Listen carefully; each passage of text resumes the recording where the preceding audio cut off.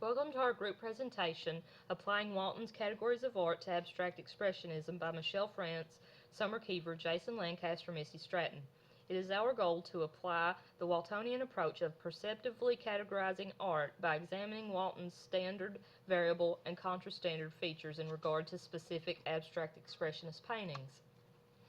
Kendall Walton proposes that conclusions concerning the aesthetics of a work are essentially upheld in regard to particular details about the work's origin. First, the work's visual properties are contingent upon non-aesthetic ones as well as features referred to as standard, variable, and contrastandard. These features influence which category a work is seen in to belonging to. Ultimately, deciding a work's correct category relies on familiarity of its historical and intentional details. In order to determine which category a work correctly belongs to, the viewer must consider the following evidences: presence within a work of art comprising multiple standard features within a specific category, aesthetically stronger when viewed in a specific category, the intention of the artist for the work to be viewed in a specific category, and societal recognition and acceptance of the work in a specific category. According to Walton, the standard features in any given category of art are the qualities that unite a piece of work with its like companions. These are the characteristics that are somehow expected or taken for granted, and they can contribute to a work a sense of order, inevitability, stability, correctness. These elements can range from the subject matter represented within a particular category, as in landscape painting, to the style of representation, such as cubism, to the size of the work itself, murals for instance. When applied to a particular category or work of art, standard features can aid in the unification of similar pieces of work, and in some cases necessitate the forming of new categories when certain features become recurrent enough to be considered standard. Abstract expressionism has several attributes which stand out as being standard. First and foremost is the immediacy of expression on behalf of the artist. Abbeck's artists drew a great deal of inspiration from surrealism and the idea of automatism, the practice of allowing the subconscious to express itself in an unrestricted manner. This concept is one of the predominant uniting factors within abstract expressionism, one of the few which can be applied to both action painting and color-filled painting. Abstract expressionism is unique in that it is divided into two distinct practices: action painting, comprised of highly energized canvases showcasing the movement in the artist's application of paint, and color-filled painting, canvases dominated by vast fields of color, typically large in scale so as to envelop the viewer. However, despite this duality for abstract expressionists, the authenticity or value of a work lay in its directness and immediacy of expression. For Abbeck's painter Jackson Pollock, immediacy of expression was achieved through unpremeditated painting, which placed emphasis on the revelation of the artist's authentic identity through spontaneous creation and a decisive lack of preparation. This is evidenced in his Autumn Rhythm No. 30, which consists of an unprimed canvas covered in a chaotic web of black, white, and brown paint. Pollock was known for his method, which reveled in seemingly random dripping of thinned paint on a canvas which was laid out on the ground. This technique allowed Pollock to move freely around his canvas, uninhibited and able to create impulsively.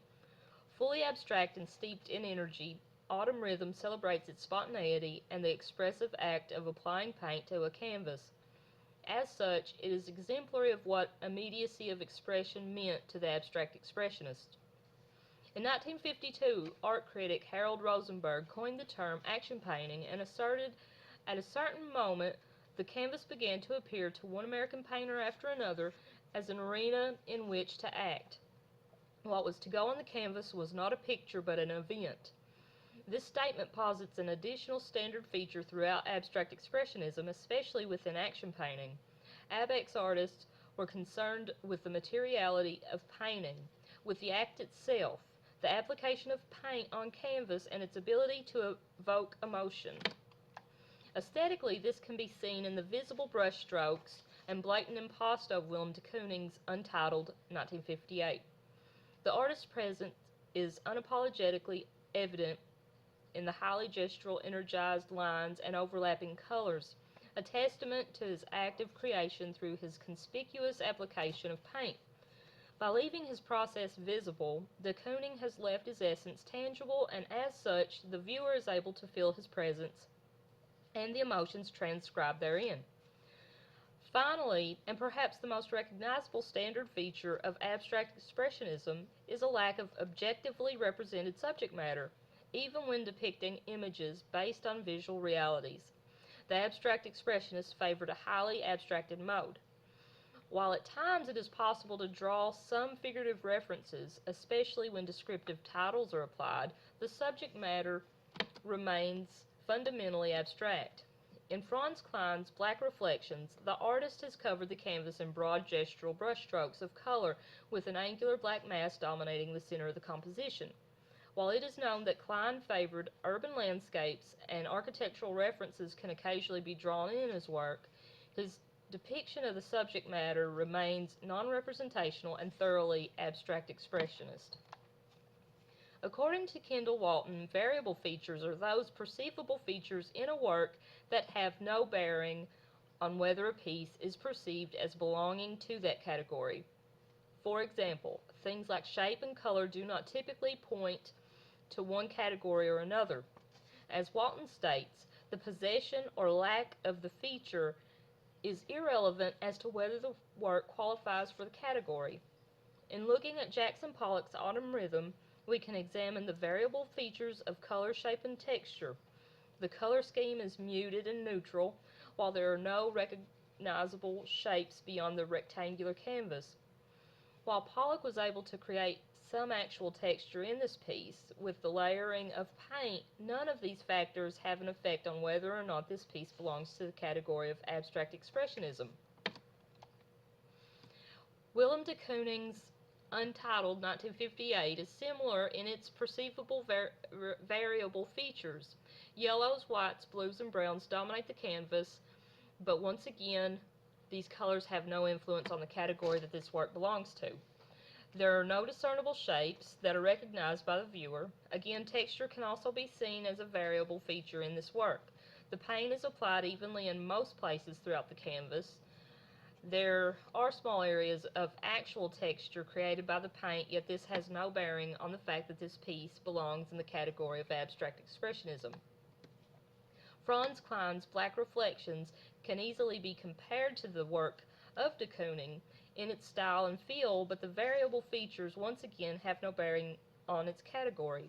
Blacks, reds, greens, and yellows dominate the canvas. Though the colors in this piece are bolder and more dominating than de Kooning's piece, the colors are not what places this work in the category of abstract expressionism. As an abstract piece, there are once again no discernible shapes, and the shape of the canvas itself again has no bearing on whether the piece is perceived as belonging to its specific category. There is, of course, some real texture in this piece that is achieved by paint layers. Small areas of impasto are present in the center of the canvas.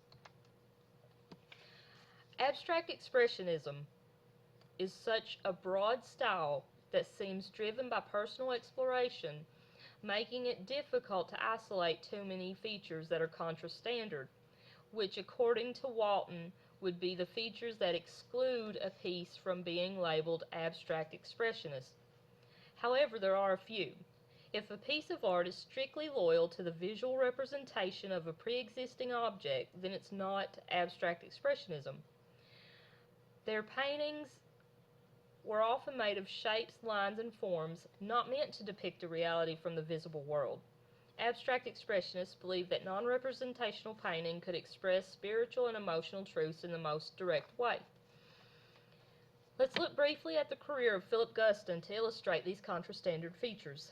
Guston began his career as an abex painter, but his style evolved over the years and began to represent imagery more dedicated to capturing the likeness of pre-existing subject matter.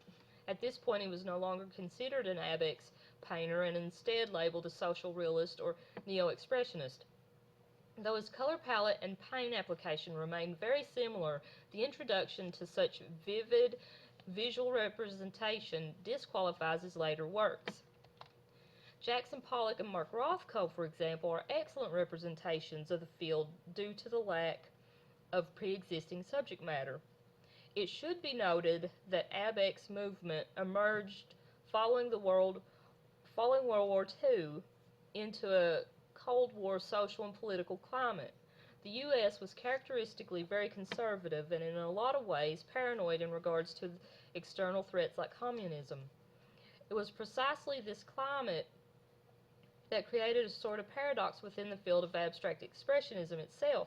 One scholar later reflected, "It is ironic, but not contradictory, that in a society in which political repression weighed as heavily as it did in the United States, abstract expressionism was for many the expression of freedom, the freedom to creative controversial works of art, and the freedom symbolized by action painting, by the unbridled expressionism of artists completely without fetters."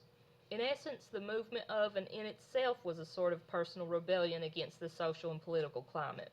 But there must be a lack of narrative and political content within a piece in order for it to be considered abstract expressionism. The movement was much more about personal investigation, the world within us, isolated from narrative or politics.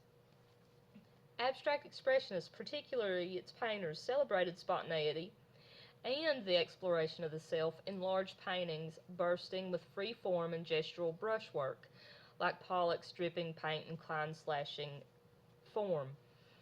Other artists within the movement avoided gesture and emphasized their paintings' flatness. Mark Rothko's color fields were sometimes monochromatic, stressing the two-dimensionality of the work, while others incorporated multiple hues and values as a means of exploring the luminosity of the paint itself.